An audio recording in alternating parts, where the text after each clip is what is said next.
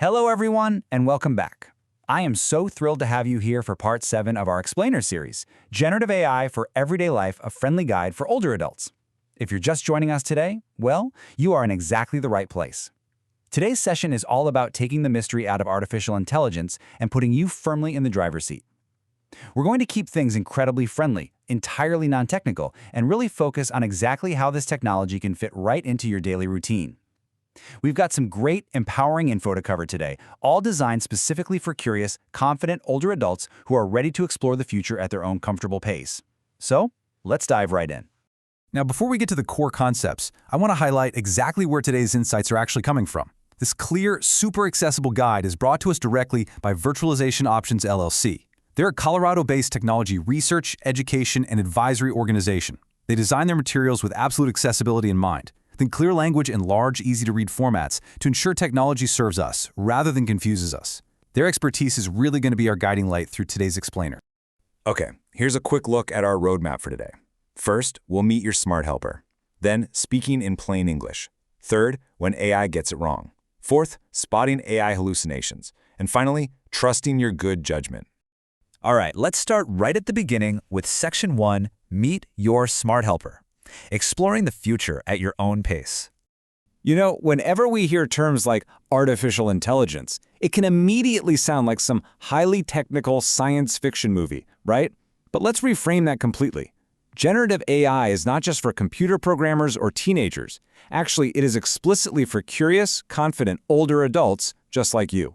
You don't need to learn a whole new coding language or understand complex software architecture to use it. No way. You just need to bring your natural curiosity and, frankly, your lifetime of experience to the table. You are absolutely capable of mastering this. So instead of picturing some giant, blinking supercomputer, I want you to think of AI simply as a helpful friend.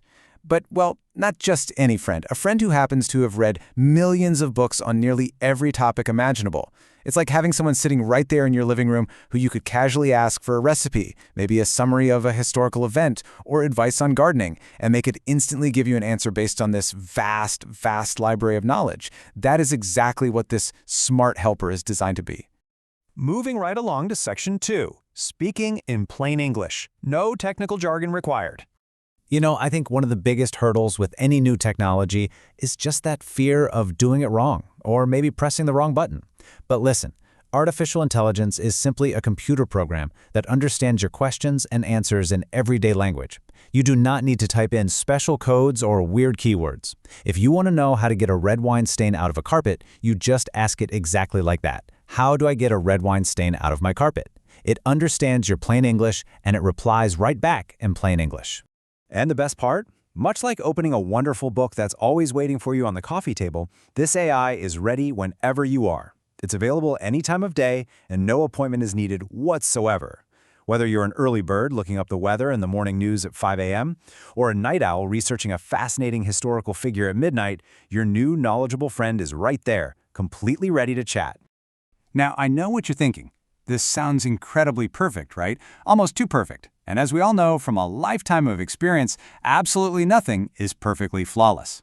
So we really need to ask an incredibly important question, which brings us to a vital part of today's explainer.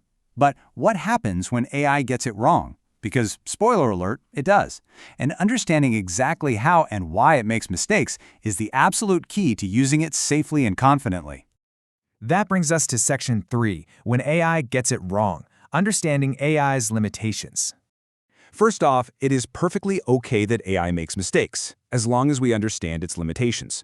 You see, sometimes AI makes things up with very confident sounding but completely incorrect answers. But here's the most crucial thing to remember. It is not trying to trick you. It doesn't have bad intentions. It's simply a computer program that sometimes connects the wrong pieces of information together. Basically, it gets things wrong sometimes, exactly like any human can.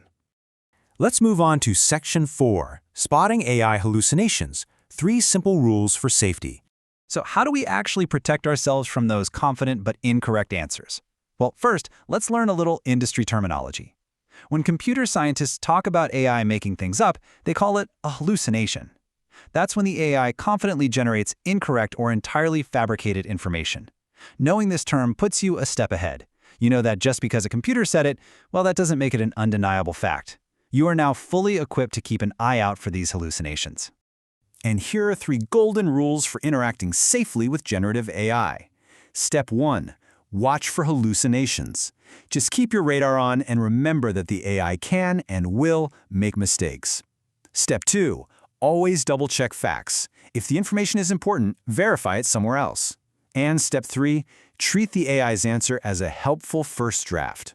Honestly, these 3 steps completely remove the pressure. You don't have to blindly trust the machine at all, you just use it as a helpful starting point. I want to really expand on that second step for a moment, because it is absolutely crucial. You must always double-check important facts. If you're asking the AI for a recipe for chocolate chip cookies and it gets the amount of sugar wrong, well, that's just a disappointing dessert. But if you are asking about health, legal, or financial information, the stakes are so much higher. You literally must verify this kind of critical information with a trusted source, like your personal doctor, an official government website, or a certified professional. Never, ever use AI as a replacement for expert human advice in these critical areas of your life. And that leads us right into our final section, Section 5, Trusting Your Good Judgment. You are the final editor. You know, this entire explainer series is really designed to empower you. Think of AI as a helpful first draft, not the final word. Say you're writing a letter to a friend, or maybe planning a layout for your spring garden, or even summarizing a long article. Let the AI do the heavy lifting of that first draft. It can generate ideas and format things beautifully. But then, you step in. You review it, you correct the facts, you add your own personal touch, and you make the final decisions. The AI works for you. You are always the one in charge. As we wrap up today, I want to leave you with this incredibly empowering thought directly from our source material. Your own good judgment still matters most, and it's probably better than you think. You have a whole lifetime of experience, intuition, and knowledge that a computer simply cannot replicate. AI is just a friendly, sometimes flawed helper waiting for your direction. So, knowing that you hold the true wisdom here, what is the very first thing you're going to ask your new assistant to draft for you today?